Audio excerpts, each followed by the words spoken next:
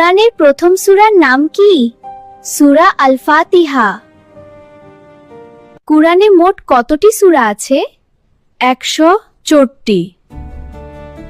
কুরআনের কোন সূরাটি সবচেয়ে ছোট? সূরা আল কাউসার। কোন সূরাটিকে কুরআনের হৃদয় বলা হয়? সূরা ইয়াসিন।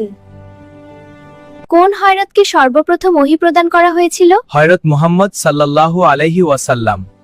কুরআনের কোন সূরাটি মদিনায় প্রথম নাযিল হয়? সূরা আল বাকারাহ। কুরআনে মোট কতটি আয়াত আছে? 6-36টি। কুরআনের সবচেয়ে দীর্ঘ সূরার নাম কি? সূরা আল বাকারাহ। কোন হযরত কুরআন তিলাওয়াত করার সময় হৃদয় বিদারক হয়ে মারা যান? হযরত উসমান রা।